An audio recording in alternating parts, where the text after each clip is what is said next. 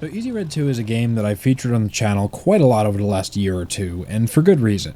Every couple of months, this indie game, which is made by a very small team, somehow manages to deliver more content than most AAA games backed by billion-dollar publishers. In the modern gaming world of broken $70 releases, with character skins and other cosmetics that often cost more than entire games, Easy Red offers something drastically different.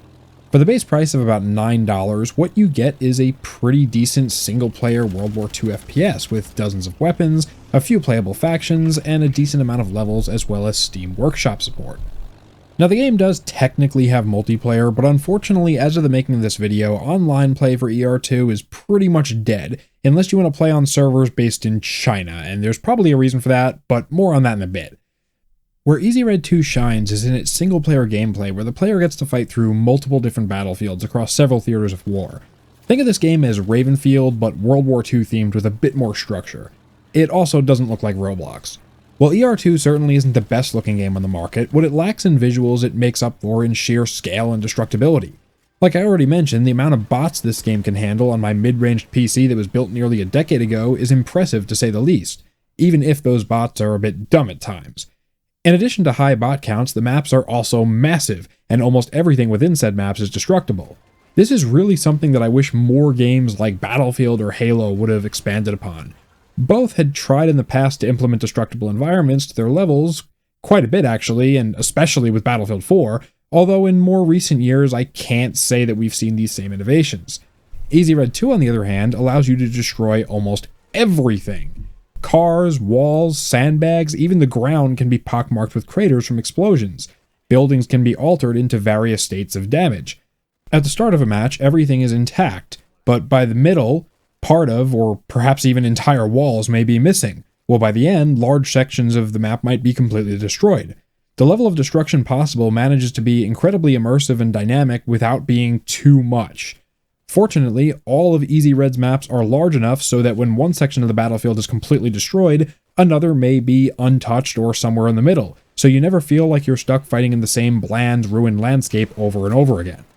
The other thing I really like about this game that I talked about in my last ER2 video is the free updates.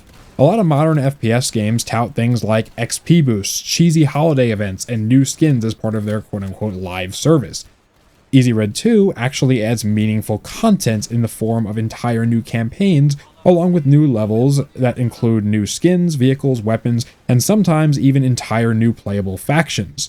A few years back, we got some set in the Pacific Theater, while just a few months ago we got a brand new Tunisia campaign. While the free campaigns are generally simpler and slightly lower quality compared to the paid ones, they're still more than a welcome addition to the game, especially considering, like I said, other games are just working with skins or crappy XP boosts. Where instead, with Easy Red 2, you're actually getting proper content that can be replayed again and again and again and actually has an impact on player experience. And then there's the main reason for this video, the paid DLC. Normally, I'm not the biggest fan of expansion content, especially in the modern era where DLC often consists of basic features that end up getting cut from the base game and sold in pieces later on. But Easy Red 2 is one of the only games where I buy new DLC pretty much as soon as it comes out. Like the free updates, ER2's downloadable content adds new levels, skins, weapons, etc. But in the paid DLC, Corvo Studio turns things up to 11.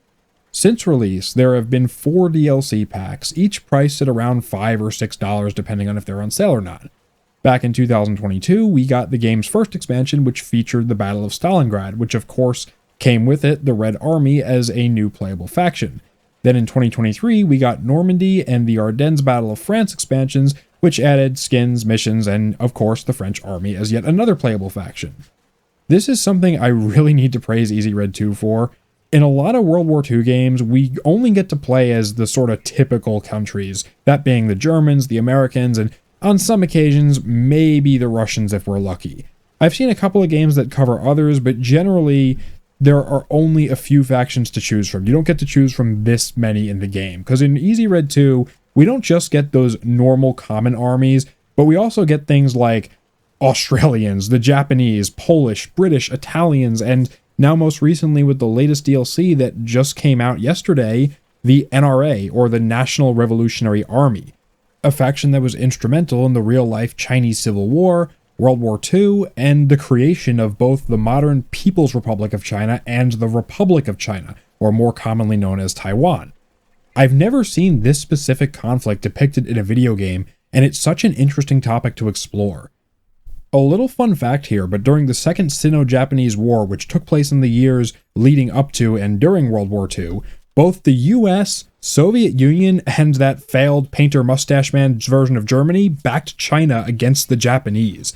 Obviously, as the war drew on, support from Germany waned since, well, it got kind of awkward considering Japan was also an Axis power. But even looking at the equipment and uniforms worn by the NRA during this time, it's quite interesting to say the least. The Chinese military during World War II was sort of this hodgepodge of different equipment from different sources, and this is reflected pretty decently in Easy Red 2's latest DLC. There are, of course, the iconic German helmets with the Kuomintang stars on the side for the units trained and equipped by the Germans, and then there's also more local makeshift gear for the hastily trained conscripts. The gameplay reflects the actual conflict pretty well too. Intense house-to-house fighting with the numerically superior NRA going up against the technologically superior Japanese is yet again a really unique take on the Second World War that I've never seen in gaming before.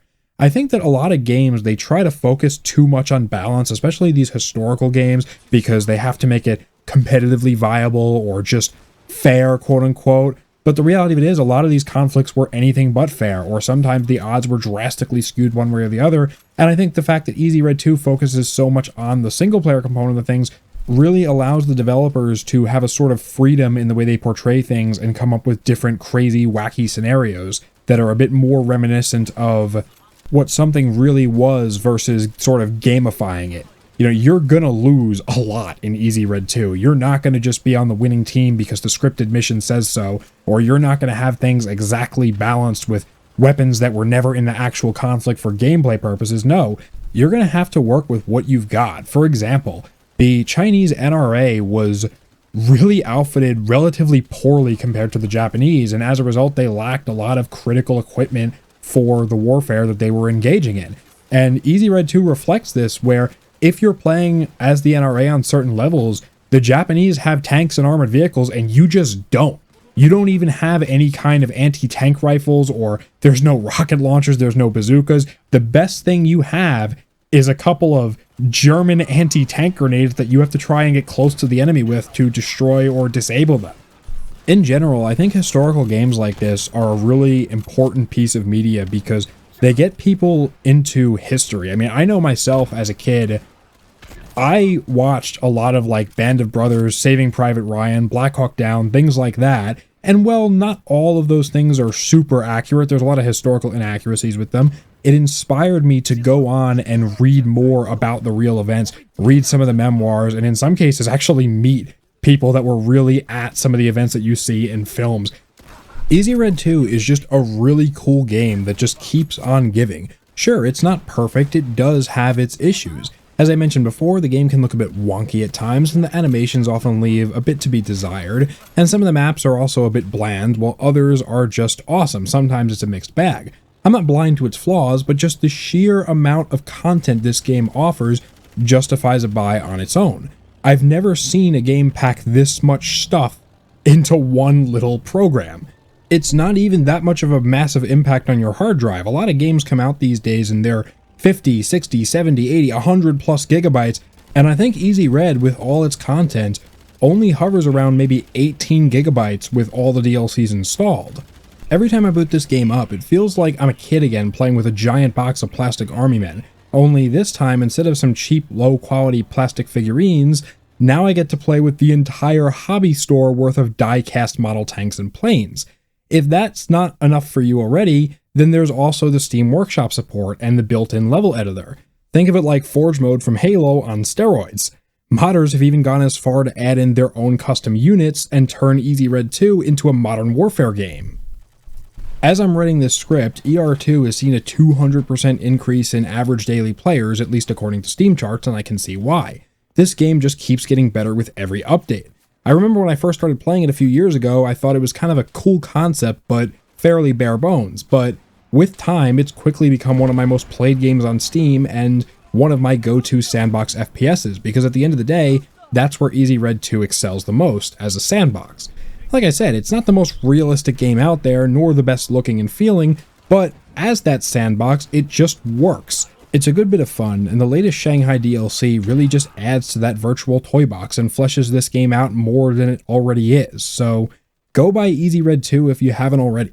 I am by no means sponsored or anything at all. I just think it's a really cool game, and I think gaming overall is in a pretty bad place right now, so when something cool like this comes out, I want to give it some attention. That being said, thank you, as always, so much for watching. Leave a like on the video to support the channel. I'll have another Halo video up soonish. Apologies about that. It's been running a little late. I've just been having a lot of personal stuff going on in my life as of late. But yeah, that'll be coming soon. And I also wanted to give a quick little sneak peek that some of my really long-time subscribers might appreciate. Yeah, that's coming soon. An updated collection for 2025. It's grown a lot since 2021. But anyways, thanks again for watching, and join the channel Discord, link in the description below if you want to get better notifications for all my videos and play some games. I'm looking for some new people to do game nights with, Halo, Battlefield, whatever. That's all for me though. Thank you for sticking around this long if you have, and as always, have a great day and stay safe. Goodbye.